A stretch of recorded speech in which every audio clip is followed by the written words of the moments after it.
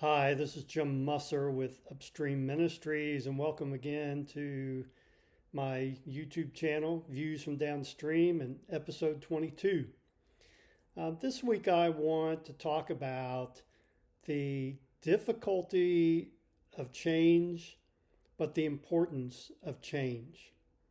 And I'm talking specifically about the local church and the way in which we operate in our churches. And I want to start by telling you what's a rather, to me, an amusing story. It's sad. Many years ago, I was involved in a church and I was on what was known as the worship committee. And we were in charge, or at least we thought, of helping the pastor form some different approaches to the worship service and to suggest changes and improvements. And so we came up with the brilliant idea of changing the position of communion from before the sermon to after the sermon.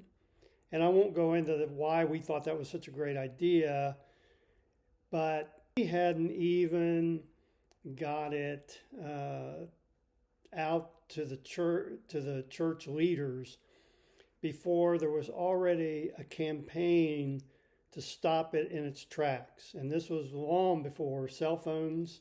And literally it took several days of people calling other people and basically saying, we've always done communion this certain way, and we don't want to see it changed.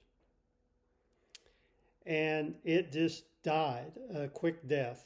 We just gave up the idea because we lost the support of the leadership because people were so upset about it.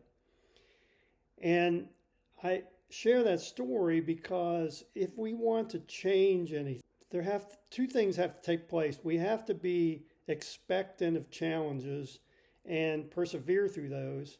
And second, we really need to open ourselves up as leaders, particularly, but also as members of a church, to the importance of change because things get stale. Even Jesus, you have to pour new wine into new wineskins because if you pour them into old wineskins, it'll burst. And basically what it's saying is that new ways of doing things in an old structure form will not work. You have to adapt. You have to make changes.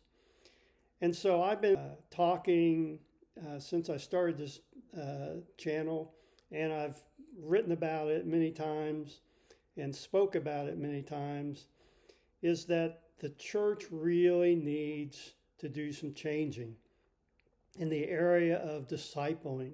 Is that the church is doing very poorly at raising up disciples for Jesus, ones who are growing in their ability to understand the word, to teach others, to proclaim the gospel. There are just few people that can do that these days. And the church currently, and the way it's operating, is not helping that hardly at all, because we've stuck to the old ways of doing things. And that is, we preach and we expect people to listen.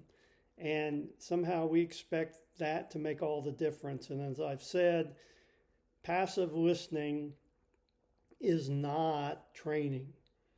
And so we need to change. And church is not only would be refreshing, but it's necessary because we are not fulfilling the commission given to us by the Lord to make disciples of all nations. And that is our central purpose. And if we're not doing it, then why are we in existence? And it seems like it's come down to, in many ways, we want to stay doing the things that we're doing so we can continue to do them, and people will continue to come and give their money, and then we'll be able to continue doing them. And if you step back and look at that for a bit, you'll see that that's just a little bit crazy, that that's where we've gotten to from what the New Testament church was supposed to be. And so I'm just wanting to challenge your thinking a little bit about what the local church should look like. And the rest of this week, spend a little time then talking about how we can get there. Because if we are going to impact the culture, we have to change the way we're going about doing church.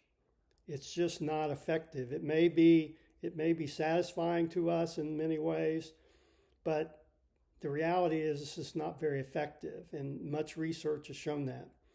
So ponder that, and I'll see you back here on Wednesday. And so have a great day.